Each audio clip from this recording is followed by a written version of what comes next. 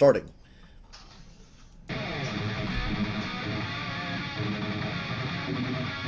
Hey folks, 13 here, and joining us is Vedran, and we're about to play his creation, Zotrix. Comment, like, subscribe, participate. Always remember to share. Do the important things that keep this show going and this channel growing, and enjoy. Okay, so here we go. Opening it up, pulling the label off of it. We're opening the box right now. This is the unboxing.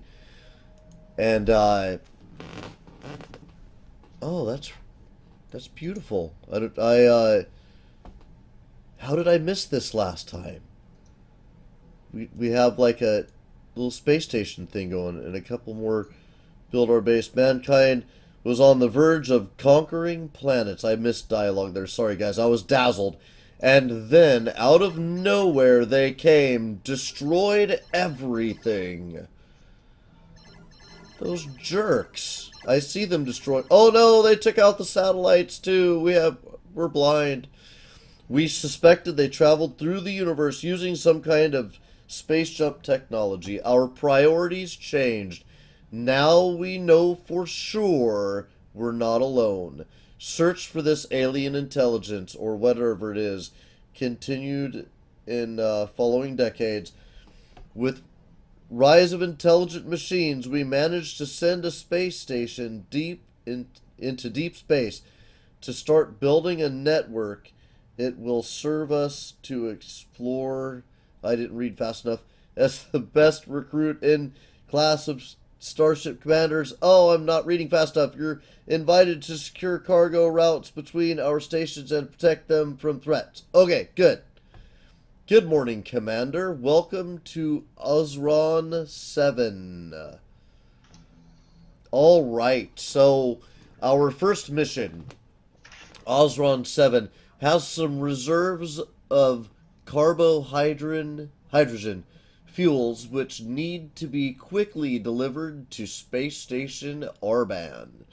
Convict colony. They're gonna hydrogenize them. Hydrogenize them? They need that hydrogen. That's for the prisoners. Cargo ship departs in few hours. Your mission is to escort and protect the cargo through asteroid belt. Voyage is classified with code blue as our drones have detected alien presence on the route. Any danger needs to be neutralized. Mission command. So, I know that I cannot buy resources yet due to prior experience. Usually you guys are used to me having no prior experience, but it happened this time. And I also know that I'm going to end up needing to use cheats and stuff, because as fantastic as this game is, it's better than I am. Now, just look at the loveliness here, the wonderful retro loveliness. This reminds me of some classic games I loved back in the 80s, and it leads me to the first question that I have for the developer, and that is, what was your inspiration, sir, that brought you to this particular game as far as games that you played in the past? Well, a number of games that actually I played when I was a kid on the arcade cabinets, started with Galaga and Phoenix and a number of others. So for a long time I wanted to make a game like this, but adding a little bit different twist and all that. So I pretty much got the inspiration there, and then from very popular game Xanon 2 Mega Blast from early 90s. Oh, nice. Yeah.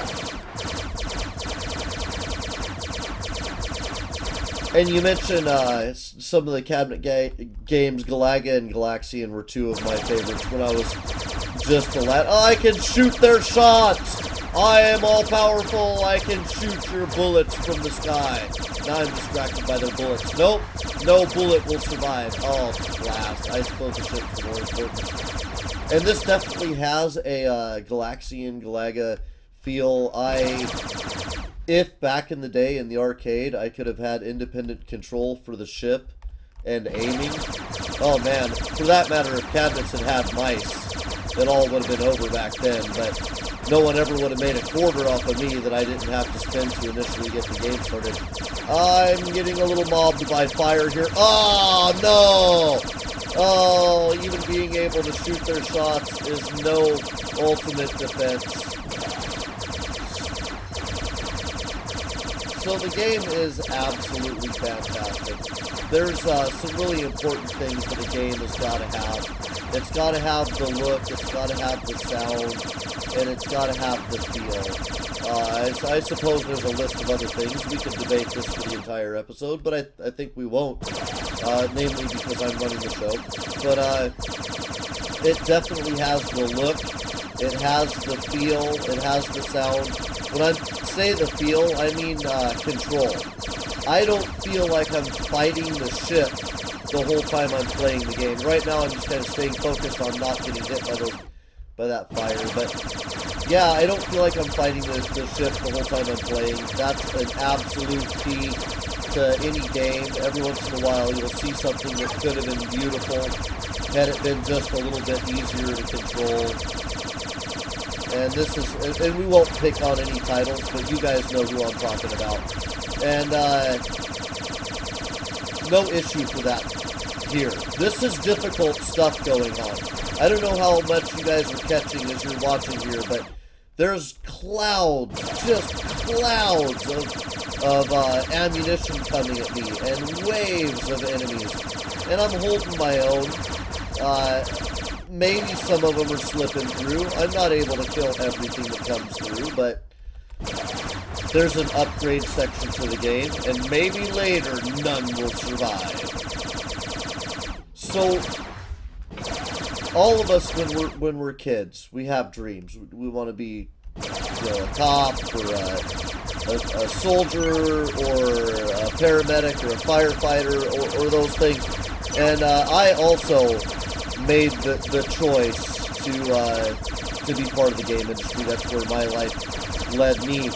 What would you say the seminal moment in your life was that led you to be a game developer? Well, for sure there was a game who left a mark on me, and that's one game that I played as a kid on my Commodore C64. And that's the knockoff of the Super Mario Brothers, which was very popular at the time. It's called the Great Gianna Sisters. Oh, so yeah. That's a very, very cool game that I don't know. It totally, I was mesmerized by that game, and I said, like, one day I would like to make a game like this. So obviously the whole thing really moved quite forward in terms of the art graphics and all that. So yeah, that's definitely a game that made me to decide that I would like to make it one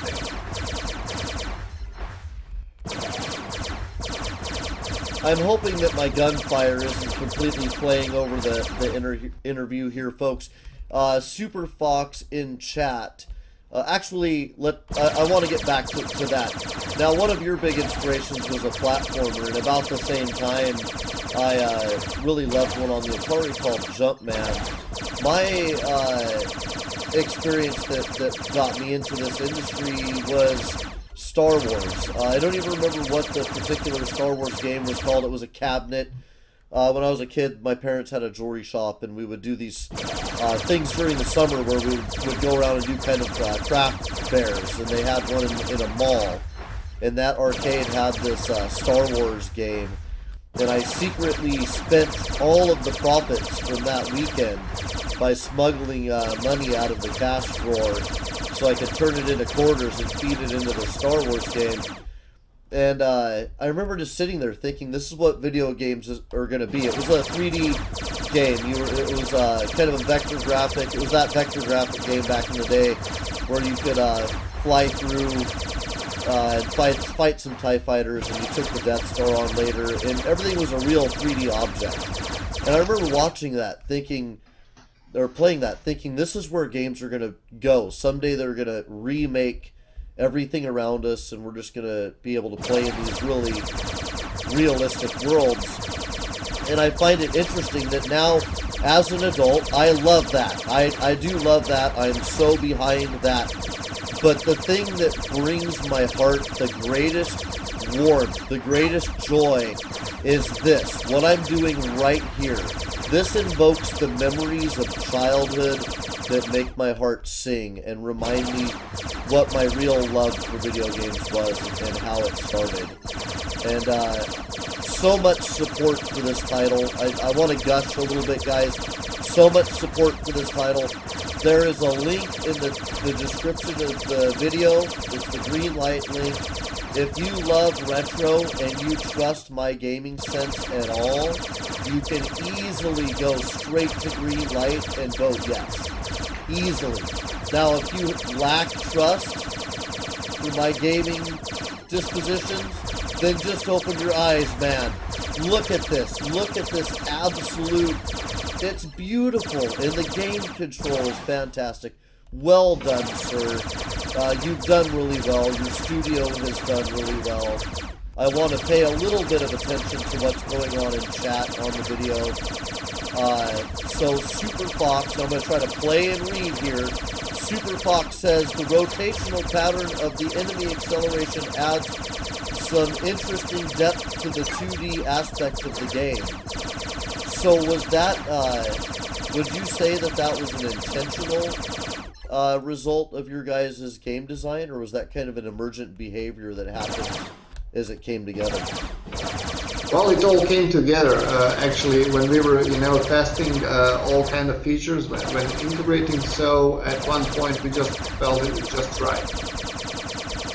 Now that's important. So you guys spent a lot of time playing and testing your game in development, right? Yeah, that's true.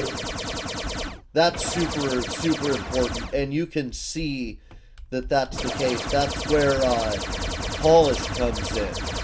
Now, one of the pitfalls of that can be you get so good at your game because you play it for so many hours that the difficulty comes in a little high. Because, you guys play it a lot. You're very familiar with the system. Oh, sorry to interrupt everything. We got to interrupt everything. Bugo reminds us that we suck. Yes, we suck, Bugo. Thanks for... Once we told Bugo that we needed an internet troll, and he's become our official troll. And he does a fantastic job, considering he actually really loves us and thinks that we're good people. So there's the quick shout-out for Bugo. I'm sorry that takes precedence over everything, folks. But maybe, you understand. You're the fans. If it wasn't for you guys, we wouldn't be here. If it wasn't for you guys, there'd be nobody to give the green light vote on a beautiful game like this. And, I'll interrupt an interview for you guys. That's the kind of love. That's the kind of love that's there. But, as I was saying, the difficulty level can skew a little high when you play the game a lot, and my question would be, as I'm coming through this, it's secretly like maybe the 20th time I've tried the first level, because I actually tried quite a bit to try to get through it. I know that when I first start the game, I can't buy upgrades. Now, if I die and I go back to the mission screen, can I buy upgrades, or do I have to get through the first level before I'm able to buy any upgrades at all? Well, you will have to go through the first level, first to gain some rewards and resources which are actually required for you. Now, that doesn't have to be 100%. We are still pondering on this. So basically, one of the latest decisions that we had actually just discussed last week is that you would be given initial amount of resources so that you can buy at least a sum of the upgrades. Not all of them, but just the initial upgrades so that you get the feeling, how the whole system works. That's one thing. The other thing is, so this is giving away a little bit, but this is exclusive preview, so I can say this for all the viewers and fans out there. We have one feature imagined for the upgrade system which we didn't see in any other game, and that's the following thing. Before you purchase an upgrade, you'll be able to put them to your cart. And before you really actually purchase them, you're going to be able to test drive your upgrades on a test level. Oh, that's nice. That's nice. We've been playing a lot of a game called Robocraft lately, and Robocraft has you build complex things. The physics aren't great. I'd like the physics to be a little more realistic in Robocraft. I think it would be absolutely hilarious if they were. Right now, it's not so good. It's in early access. They're going to dial that in. I absolutely hope. Okay. Bugo's given some feedback on the audio. And he's suggesting that we pull back the sound effects a little bit so we're able to be heard. And we're on it for you, Bugo. I'm also going to check my mic level real quick, make sure all that stuff's dialed in. There's an application, I suspect it's Steam. Oh, it was all the way down to 63. So sorry, guys. Oh, wait, it just jacked it right back down there. It's Steam that does that. That's the real irony. Okay, so I'm hoping that the developer's mic has been coming out nice and strong the whole time. That's actually pretty likely the possibility because his mic and my mic are picked up differently. I'm going to double check my mic levels, readjusted them again to 75. They're supposed to stay at 80, and it just grabs my stuff and just jockeys it around. Just completely unfair. All right, so back we go into the game. Now, I'll click. I didn't mean to do new game. Main menu, play the game. Okay, so yeah, I think that that concept that Robocraft allows you to build stuff, test it out. It's really cool, and I think seeing that in this game would be super cool. And I'm curious, because we got some folks in the stream, and at least a few of them I definitely know are good gamers. I game with them all the time in community games. What do you guys think? Should they nerf the first level a little bit so that you can make it to those upgrade resources? Or should they make it possible to fail the first mission and then upgrade? Depending on your failure, you know, like maybe as you're destroying these asteroids, you're picking up some resources and you can use those for upgrade or something like that. Whatever they have in mind, what do you guys think? Should you be able to upgrade in the first level? Or should they nerf the first level a little bit? Maybe a few less enemies in the swarm. I know that behaviors like how many shots a ship can fire can be kind of a challenge to integrate depending on how the framework was built. Now, I know that we have a lot of people who watch this show on different levels, and I'd like to ask a question that might be a little more developer oriented, and that is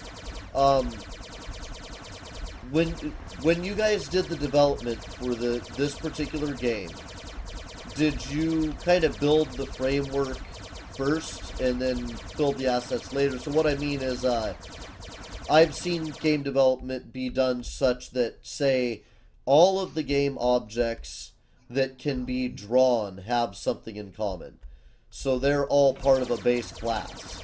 And then objects that can move are part of a class that inherits from that base class.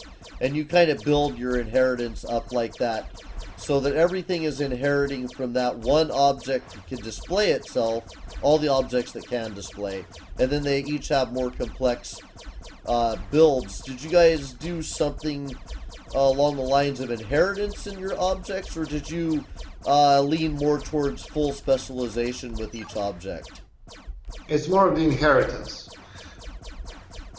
Awesome. That's a good way to design. I've seen that done before. And the advantages to that kind of inheritance is, let's say they wanted to keep the number of ships. This is where you guys get a little view behind what we do when we're developing games. Let's say they wanted to make it so they wanted to nerf the first level. They didn't want to change their ships up. They wanted to have the same number of ships coming in. They wanted to keep that going. All they wanted to do was reduce the rate of fire.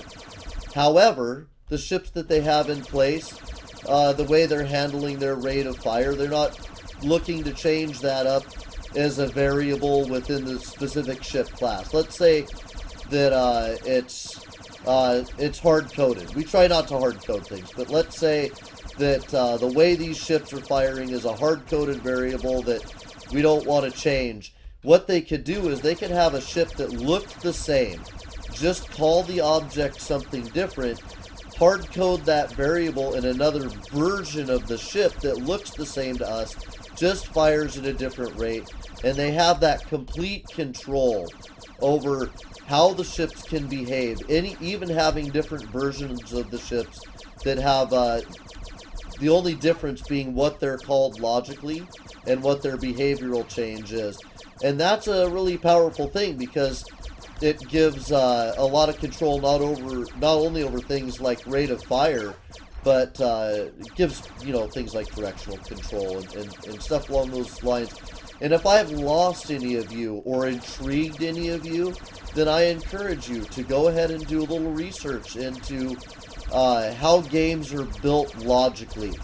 You don't have to be a programmer to pick up some of the stuff that is engineering. And once you start understanding the engineering of a game and how a game is built and the objects interact, you might find yourself being drawn towards that code. And as much as we always love having this audience that's watching and loving and playing, we also want to increase the priesthood, so to speak, and have you guys... Ooh, I hope I don't spend extra time in purgatory for that. We want to increase the number of people out there who are contributing. Now, I'm going to use a secret weapon. My secret weapon is this. If I hit tab, I can unlock some of the kind of upgrades here. So I'm going to duck back into chat. Zimnala Sylph says, you should have a 0% progress rate through failure status in any game with consistent progression anyways. Let me try that again. Zimnala Sylph said you should not have a 0% progression. Oh, you should not have a 0% progression rate through failure states in any game with consistent progress anyways. I partially agree with that. I think that you should have a game balance average so that you can have 0% progression through maybe 3 to 5 attempts to the lower performers. But I think that if you have 0 progression, you are running the risk of pushing somebody away who might come to love the game if they made it through that first level. I agree with your sentiment and spirit there, Zimnal. I know what you're saying. What you're saying is you cannot crush the spirit of a gamer because, their spirit is of different size. I got that. Oh yeah, and Zimnal says, wow, a lot of slowdown on those particles. Well, to be fair, I have the particles beefed up a bit. I didn't spend as much time zeroing that in as I should. And also, any plays at early title is a game that's in development.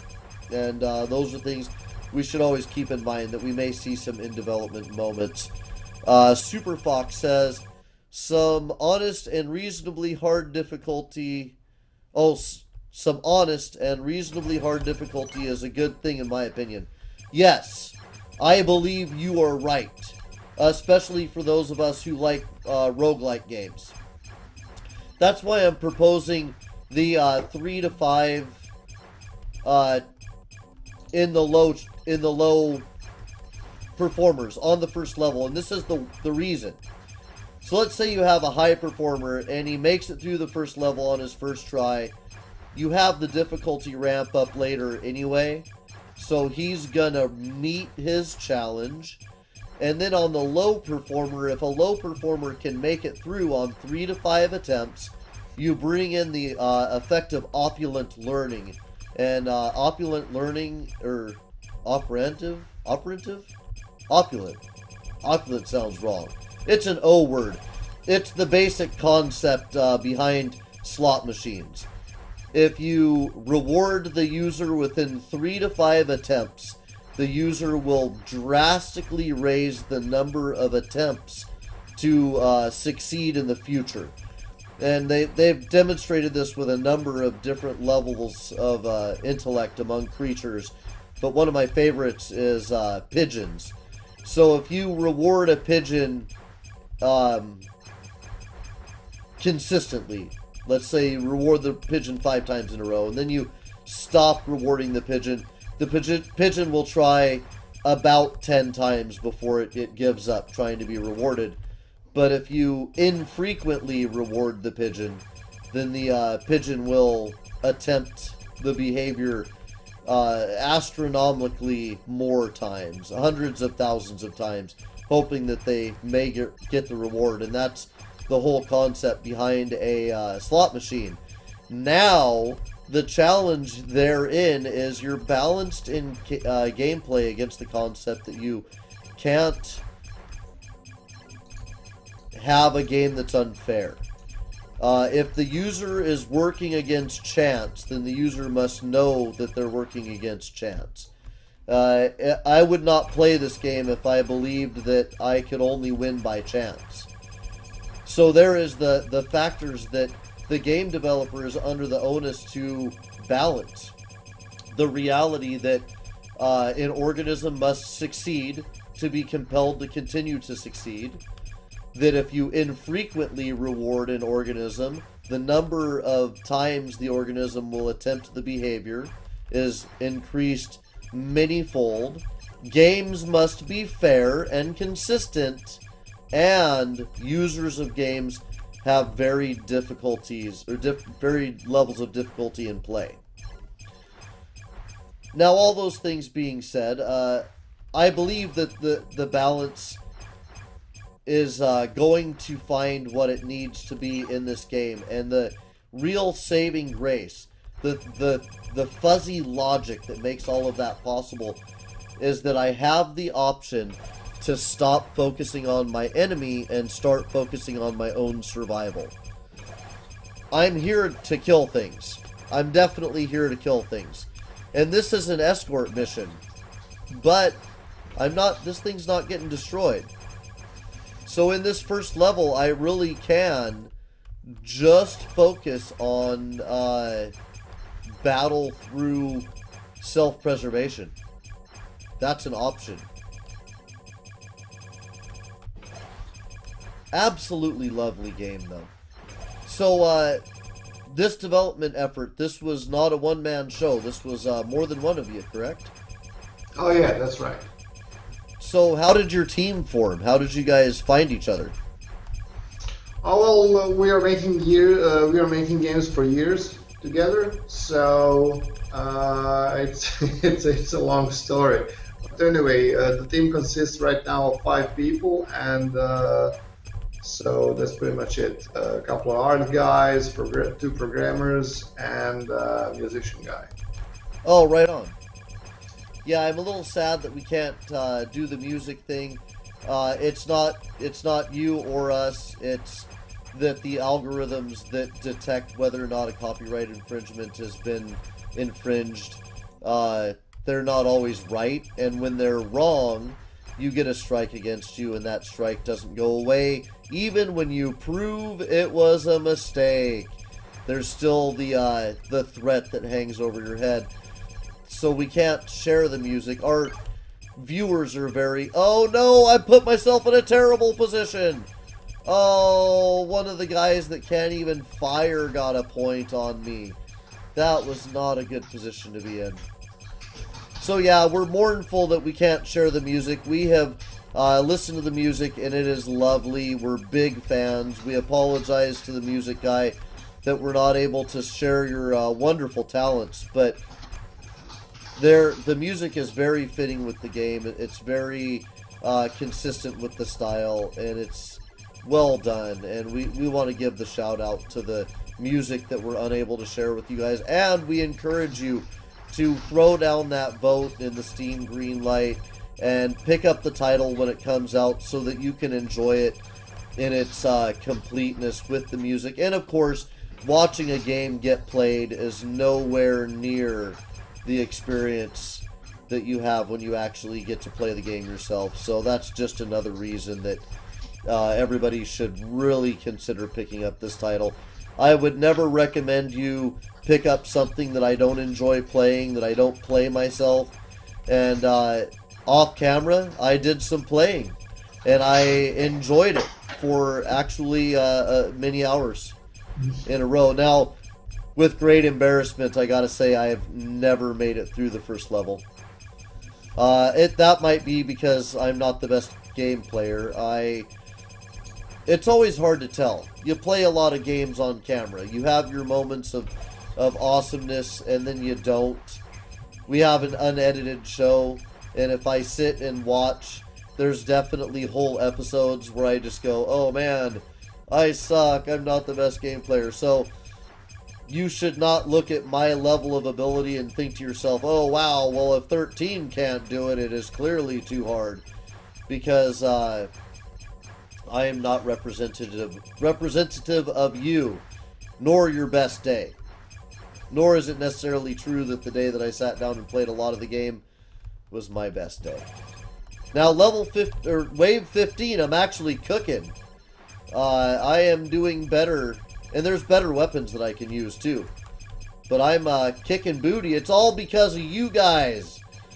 It's all because of you guys. Okay, hey. No.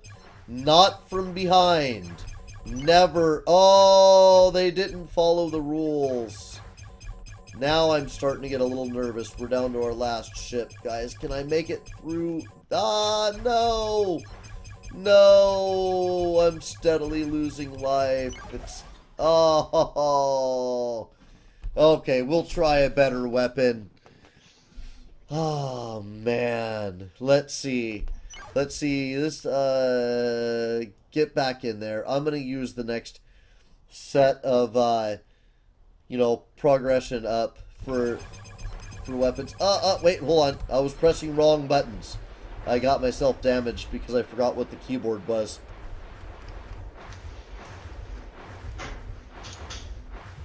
Absolutely awesome. So, you mentioned that you had done work before. Do you guys have other titles out? Well, we have done a lot of work as a client work. Like we have done over 60 games, but that's mostly in different genre, casual games. Our games can be downloaded and played from Big Fish Games and Portal like that. So this is like a new direction for us, coming up with the indie titles, which we're gonna be publishing and distributing ourselves and through Steam. So this is practically like first title in years that we are actually making on our own. It is a lot of fun. I really like this weapon, the green kind of seeking weapon. I was actually working my way around to this one because it is my favorite, and I have trouble leaving it once I get started on it. But I'll show you guys the next weapon set that I can bring up with Tab if I don't make it through the level here. I'm hoping to make it through the level because I'd like to explore the upgrade buying system. That's something that I haven't had the pleasure to do yet. Now, when is release on this? When are you guys shooting for release on this?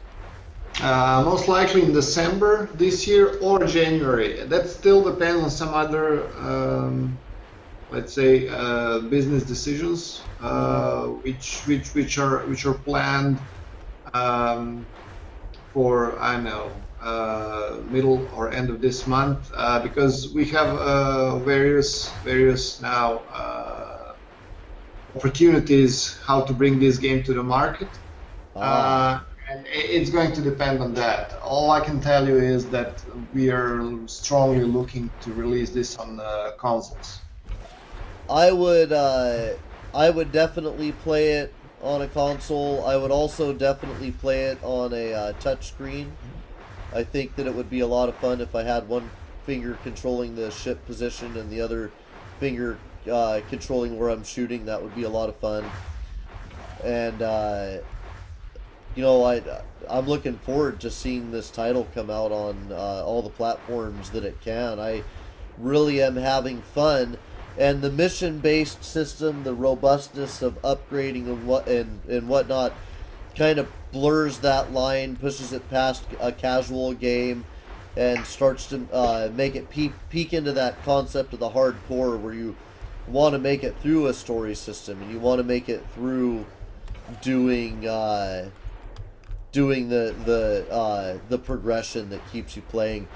Super Fox says, "Here comes the auto aim." GG. I agree, man. I am a fan of auto aim. Look at this. Auto aim combined with killing shots. I love that. I can just move straight up here and wipe out some stuff. Now I'm going to pay attention to these guys over here and wipe out an entire cloud of their fire. I'm not actually making it necessarily to them so well, but I'm a big fan of this particular gun set. Now, I am a little concerned about the particles. I don't have the biggest slouch in the world as far as computers go. I have them about halfway through, but I don't want them to go anywhere. I just want my cake, and I want to be able to eat it too. I have no good suggestions for you there. I love the way the game looks. It makes me sad to think that maybe my system, and I would actually experiment by turning my particles down, but I'll lose my progress in the level. But but then again, by the same token, I'm looking and there's a lot of particles on the screen. Maybe I shouldn't feel bad about my PC. I wouldn't want to turn anything down, though. I think I just need a new computer. I think that's what it really comes down to. I actually have it turned down a little bit. I can just imagine how incredible it looks with the particles turned completely up. It just must be off the hook. All kinds of awesome. Now, what titles, what are you planning for? What does the future hold? Are you gonna work on another game after this one, or are you gonna make that revolutionary calculator software we've all been looking for? You bet. We already started working on a prototype for our next title. So, but I'm gonna have to keep that as a secret right now. Okay, well, we'll definitely be looking out for what comes out next. If this is any example, we have great things to look forward to from your guys' studio. I certainly am enjoying my experience with Zotrix, and I can't wait for the full commercial release to come out, and hope to be able to pull it into the rotation as a full playthrough. Even if I have to turn my particles down, I will just have to live with that. I want to know what happens when we take the galaxy back, and I want to build a ship. Oh, come on, I can make it through there. Yeah, I want to build a ship up through the upgrade system and make it cooler and cooler. Now, I haven't paid much attention, but as you do the upgrade system, or actually I haven't made it into the upgrade system. As you do the upgrade system, are there any visual changes that occur to the ship? Yes, they are. Awesome. We love that. Oh, that makes me even more want to make it through the level so I can get into the upgrade system. I love seeing the benefit of my hard work come to fruition in the actual appearance of the game. It gives the player ownership. Even if you're in some games like Skyrim, where you sit and you can do so much facial change and so much racial change, you have a lot of obvious ownership there over your character, but one should never underestimate the amount of ownership that a player gets out of putting some cannons on a ship and having that ship change not only in behavior, but in graphical appearance. And, the audio field and depth changes as well as you make those changes. And all of that really brings you into the world, makes you more a part of what you're doing. Absolutely an enjoyable experience. This aiming, the amount of control that I have over the ship. I never get hit and feel like it's not my fault. And that's an important thing in games. You should never feel like you were just cheated. And though I have not made it through the first level, I have never felt cheated. I've felt like anything that happens in a level was definitely a decision I made that led to my own demise. But I think we're doing really good this time. I think that there's some hope. There's some hope. We may never see what happens when we press the tab button the third time to get the third weapon set, just because we might make it to the weapon upgrade system, folks. And we like that. We like that weapon upgrade system. Gonna get in there and upgrade so hard, it's gonna be awesome. Actually, this is going swimmingly. I will now invoke the video game curse by saying I am doing well, and then everything will fall apart from there, because that's how that works.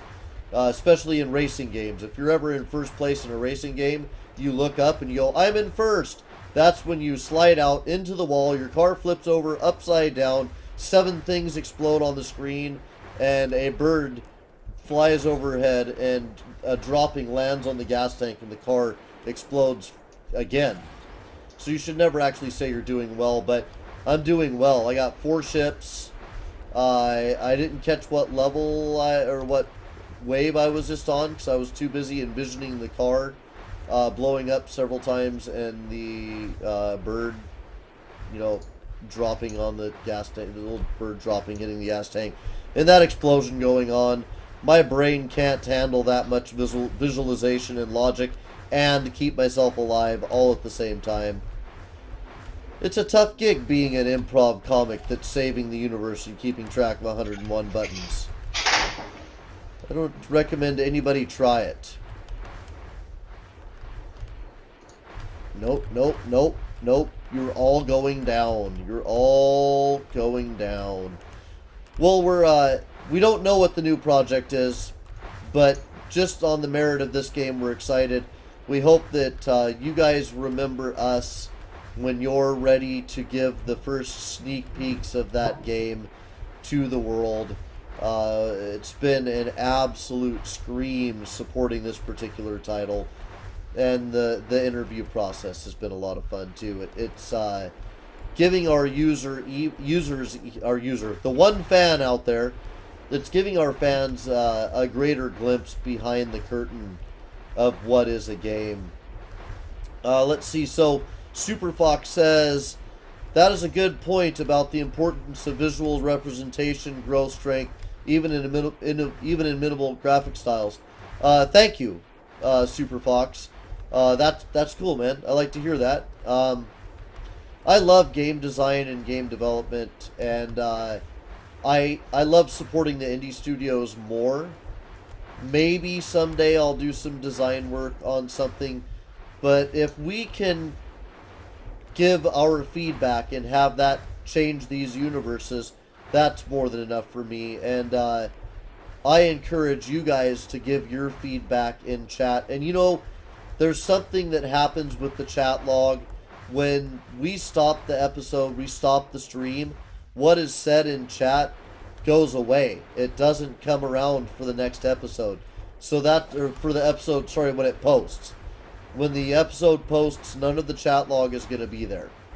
So we encourage you guys who have joined us for the stream, when you see the post come out, post in it some of your questions, some of the things that you would like direct answers to. I know that the developers for this title are very committed to their community, and you guys are part of that community. You're going to be the generation of purchasers and players that they're supporting. So I know that if you put those questions in the video, when it posts, they're going to answer those questions. And if there's questions that you want me to ask in the stream, please throw them up in chat. I try to get to them. I get mesmerized by this game. It's a hard interview to do. It's so beautiful. It's so wonderful to play. It's so smooth. I just want to stare at it and let my mouth hang open a little bit and let a little drool kind of drip out of the left side and drool down on my shirt a little bit while I just completely zone out on the beautiful particles, the fluid, beautiful movement, the control that I have over my ship. I'm a meditator. I am. I've spent some time meditating in my life.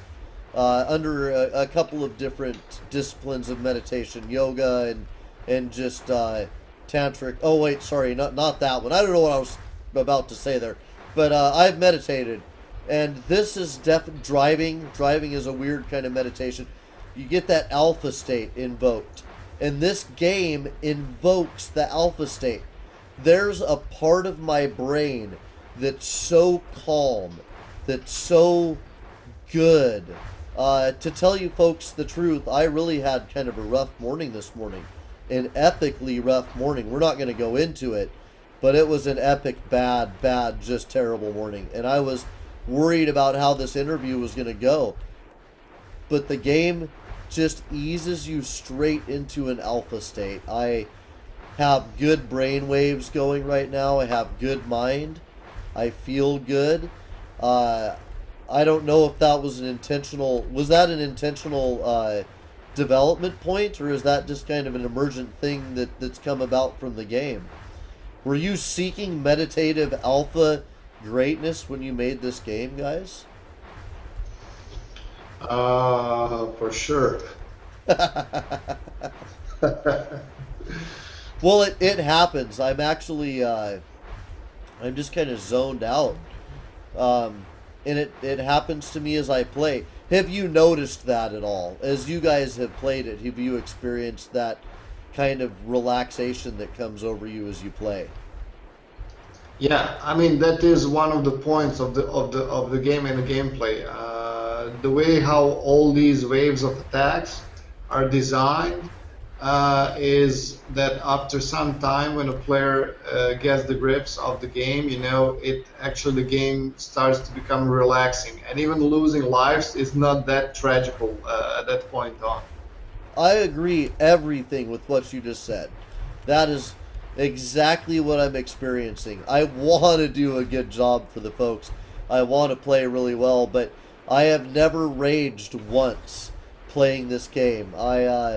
I played for a few hours. I never made it past level 1, and I never felt any kind of rage about that. And that was kind of a weird experience. And as it started to happen to me again, I wanted to open dialogue on that. But it's an awesome thing. If you love rage games, you might not get to rage at this, but you should definitely give it a try. Maybe you can rage about your lack of rage. Maybe you can be like, I want to rage so hard, but I'm so mellow. All I can do is just mellowly destroy these guys. This is, you have to be careful though, because this game may become a controlled substance. And I think that, folks, you should pick it up while you can. Watch for this game to hit the market, because they may take it off the shelf as a controlled substance. Too many people will be way too relaxed. They'll be like, people don't get anything done when they play this game. They get too relaxed, and they're not stressed out by life, and we think that they might eat more too. This game may actually be giving me the munchies. That might be happening. Man, I'm not joking. The temptation to zone out is really with me. I'm going to turn to chat. I'm going to turn my eyes off. Come on, eyes off. Look over at chat. Yeah, good. I got chat. Zimnala Silf says, I think I was actually not slowed down. I think if it was not actually slowed down, it wouldn't be so relaxing. You're wrong, Zimnala. I'm afraid you're wrong. I have shut the particles way down. I turned them back up because I wanted the game to be as pretty as it could. But when I was playing for those hours, I think I succeeded. I feel so good. I'm basking in it. It's the first time. It feels like chocolate. It's so good. Okay, so we got stuff, guys. We got lots of credits. We got cobalt, gold, ice, indium, iron, nickel, and palladium. Now, I hope the fact that I have my ship artificially accelerated doesn't interfere with our upgrading. Oh, no. I hit upgrade and nothing happens. Should I be able to upgrade right now? No, it's right now it's still disabled as a feature. Oh, I worked very, very hard for a feature I cannot actually show you guys. Well, I don't feel bad at all. I feel awesome. The game. Oh wait, test mission, boss fight. Let's do one of those real quick. I'm gonna up the ship artificially here. And again, and again. Oh my gosh, it'd help if I was pressing the right buttons. Oh, I have overly... I should have shut my particles down while I was out of here. Oh my gosh, this is a serious boss battle. Wow! I love the boss battles! Oh man, okay, so I gotta keep moving around him. I gotta... Fighting the lion on the side is an endless effort. That's not gonna do me any good. I need to keep ahead of everybody's shots here. No, no, bad. Yeah, good. Good things are happening. Oh, the lion ended. The line ended. Now you are mine. Your line of distraction around the outside is over, and I will eat your lunch. Give me your lunch. Looks like you're having peanut butter and jelly, and I'm going to eat that peanut butter and jelly right now. Oh, this is a good boss.